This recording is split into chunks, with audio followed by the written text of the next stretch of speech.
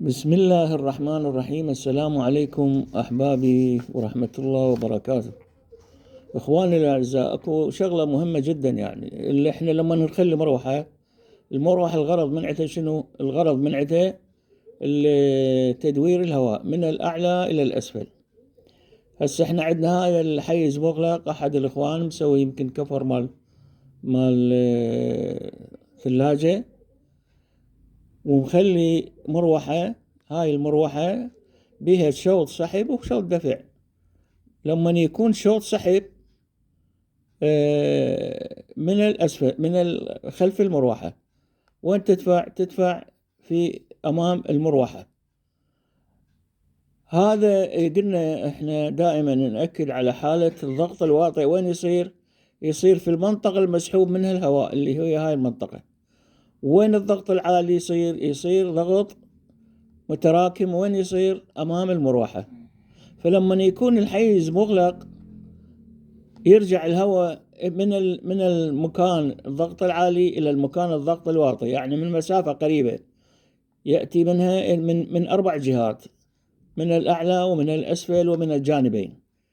هاي اللي حتى لو كانت أكو فتحة شهيق، فتحة الشهيق تكون حصتها ضعيفة من السحب. ليش حصتها ضعيفة؟ لأن يجيها الهواء من 4 جهات واسعة، يعني هاي المسافة تقريبا 10 سنتيمات أو أقل. فتشوف هاي السحب يكون تدوير موضعي، مو بعيد، ما يجيها من بعيد. مثلا أكو دكت تسحب من عنده من مكان بعيد، وبذلك الحالة يصير تداور.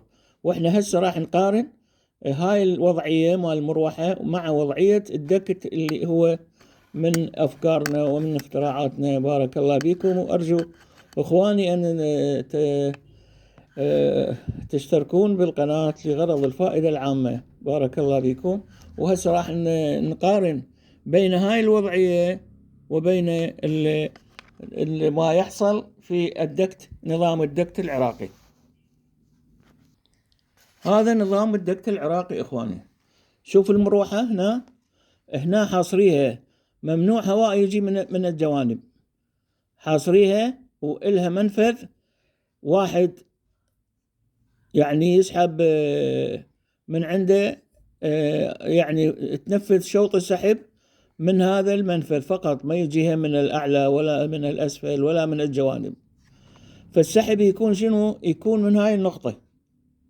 لاحظوا هذا الدكت تسحب هواء زفير أو هواء مقيم أو هواء فاسد أو شبه فاسد موجود أو مقيم بالمفقسة من هذا المجال، حصرا من هذا المجال. ممنوع الإخوان، بعض الإخوان مسوين فتحات بهاي المسافات.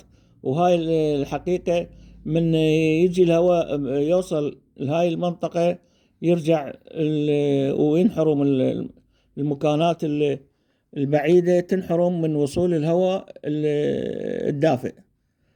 هنا شنو فائدة هاي الشهيق؟ هاي حسب معادلة النسبة والتناسب.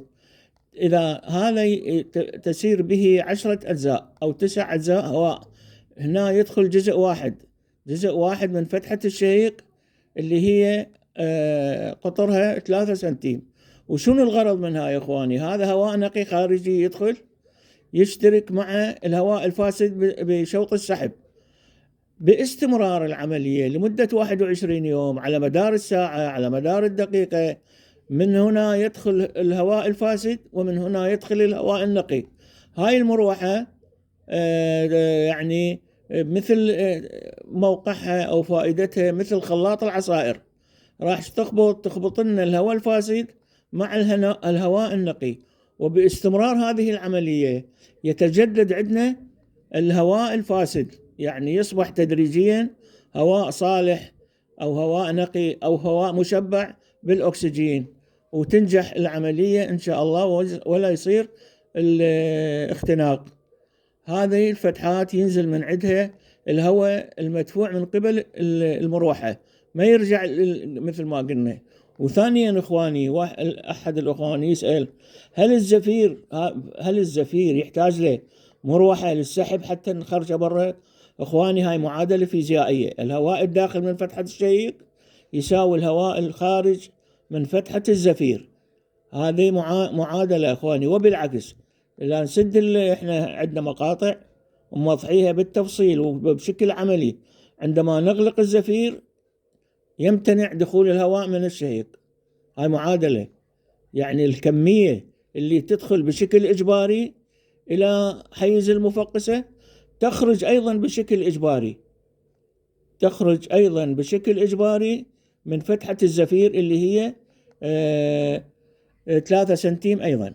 وممكن إخواني أن تتحكم بفتحة الزفير، يعني تخليها عن نص راح يدخل نص شهيق، تخليها ربع ويبقى 3/4 راح هنا يدخل 3/4 الفتحة، لأن هي نفس القياس، هاي 3 سنتيم وهاي 3 سنتيم. وإحنا بالصيف إخواني نخلي فتحة احتياط ما نستخدمها فقط في الصيف، ونادرا ما يكون تفقيس بالصيف، فإحنا خليه احتياط هاي فقط بالصيف فتحة زفير يصير عدد 2، ولكن إحنا نستخدم واحدة بالشتاء لمعادلة هذا الفتحة الشهيق اللي يدخل منها هواء نقي ويختلط مع الهواء الفاسد لغرض تجديده وتنشيطه.